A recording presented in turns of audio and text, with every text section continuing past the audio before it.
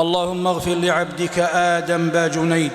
اللهم إنه كان ينادي للصلاة 30 عاما.